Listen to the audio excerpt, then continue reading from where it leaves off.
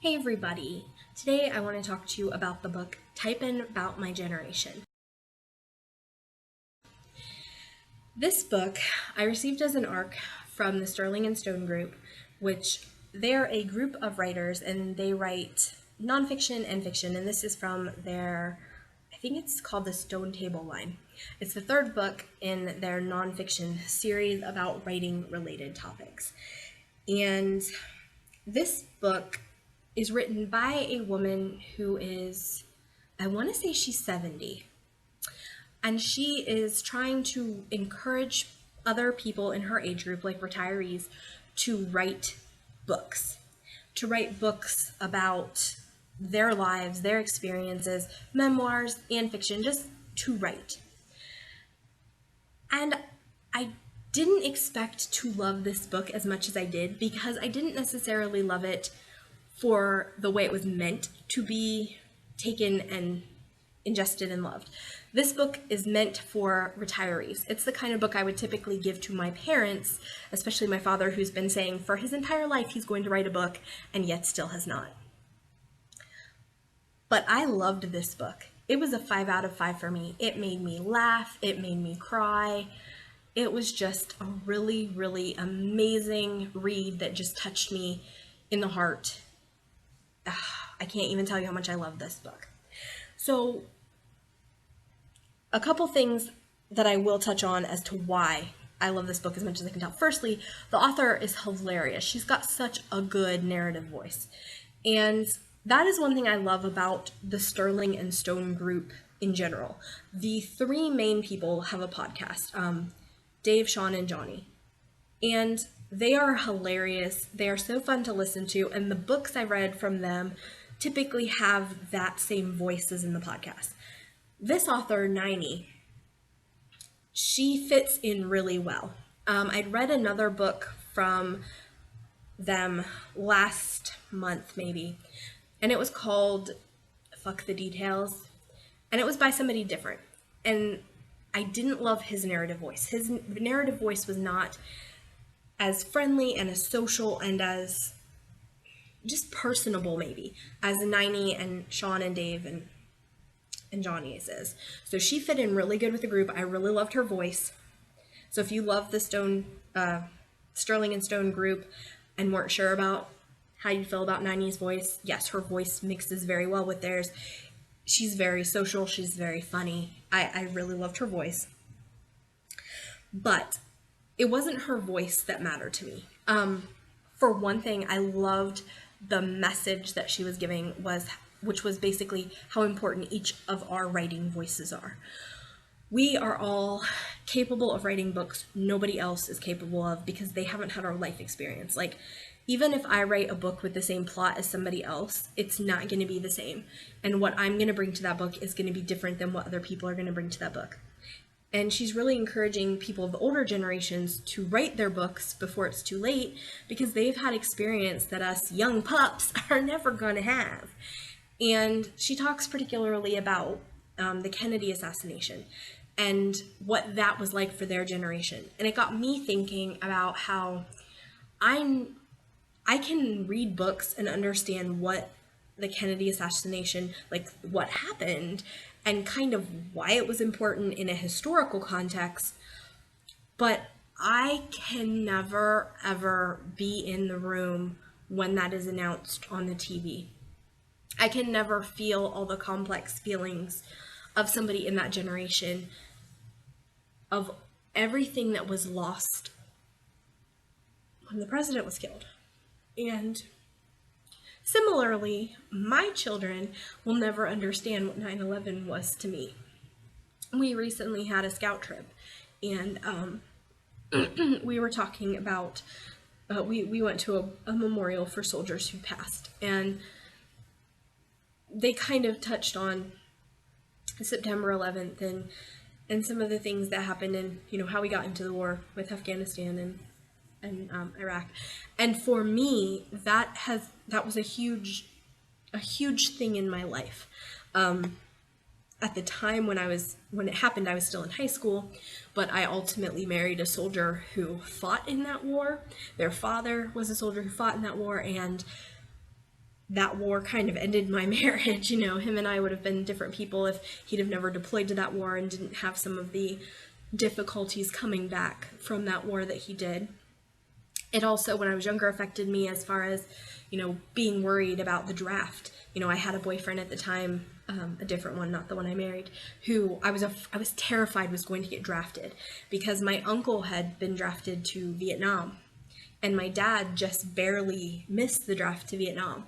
And so, you know, I had all their stories, their very rich, vibrant stories about what it was like growing up in a time where you could get drafted to Vietnam.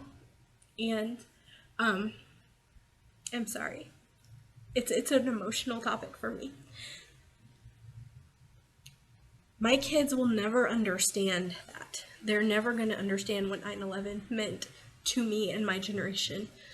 They're never going to understand what Columbine meant to us and how it changed things. They're affected by it because now they have all these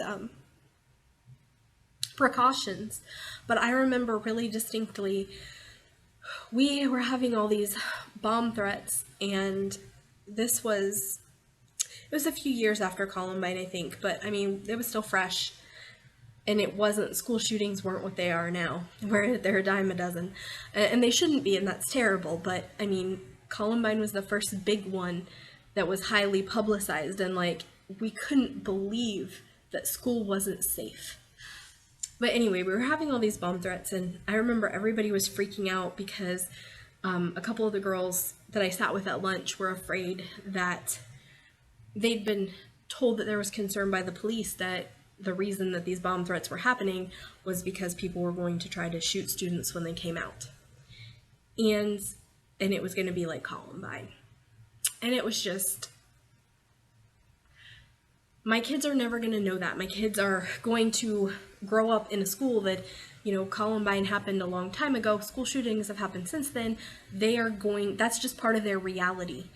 They don't know the feeling the first time that something crazy like that happens and how it changes people who aren't prepared for it. They're prepared for it. You know, not that that's a good thing. It's a terrible thing, but to them, it's kind of eye-rollingly common. It doesn't have the same horror as the first time it happens. So anyway, Ninie's book was very emotional for me to read because of the things that she talked about. It also gave me hope that my voice is important. It gave me that reminder that I need to keep writing. You know, I am closer to retirement age. Like, that is something that I can see in the horizon. I'm getting up to 40, and I know for a lot of people who are older, you're going to be like, but you're still a baby. And I totally see that because I think about that with people who are 20. I'm like, you're still a baby. But like, you know, retirement is something that is real to me. I'm saving up for retirement. I'm worried about retirement, and to realize that it's good and hear the things she says about having that something to do, something to keep you motivated and fresh and sharing your voice, and your voice is always going to matter. I can be writing now, I can write when I'm 50 and 60 and 70 and basically until I die. And it's still going to be important, and my words are still going to matter. And they might even matter more when there's less people from my generation to write them. You know, we're going to know what it was like to be adults during the opioid crisis. And who knows what else will be part of our lives. I mean, we're living during the Trump era. You know, what is that going to be like in history versus our reality? Who's going to be the next president, and how's that going to change things? It was a really good reminder of how important our voice was. The last thing that I really took away from this book was that there's a conversation Ninie has about technology, and particularly why it is so difficult for people like my parents to adjust to technology, and why it might be hard in the future for me to adjust to technology. And I'd never looked at it the way that she explained it before, but when she explained it, that made a lot of sense to me. So I think I'm going to be a lot more sensitive to my parents' difficulties with technology than I was before. So all around, I think this book is amazing. It is definitely the kind of book that if you have a retiree in your life who's ever been like, maybe I should write a book, this is a book that they need. You need to get it for them. But even if you're not a retiree, I feel like you could really benefit from the book if you're a writer and need a little encouragement and need to know why your voice is important. And even if you just are curious about like what it's like to be an older writer, Ninie kind of talks about it. And they did do an interview with Sterling and Stone, which I'll try to link below, which talks about some of the stuff in the book. But I really liked this book, and I really think that a lot of people could benefit from reading it. So highly, highly recommend. Sorry I had such an emotional response to it, but that was just how strongly I felt about this book. There's nothing particularly in it that made it a 5 out of 5. Like, it wasn't the most amazing book ever written. I just had a lot of emotional reaction to it, and for me, that can take a book from like a 4, a fine book, to something that will really sit with me. And as you can probably tell, I expect this book to sit with me for a long time. All right, that is the end of what I have to say about Typin Bout My Generation. I will link the Sterling and Stone interview with Ninie underneath, and I highly recommend that you watch the interview and get the book if that sounds like something you'd enjoy reading. Let me know in the comments if you've read it, if you have any other comments about Typin Bout My Generation. Also, if you enjoyed this video, please hit like. If you've not already subscribed to my channel and would like more content, please subscribe. Just so you know, I'm a writer. I'm a romance writer, mostly historical paranormal romances. My book information is below if you would like to check out one of my books. Some of them are on Kindle Unlimited, so if you have Kindle Unlimited, you can read them for free. Thank you guys. Bye.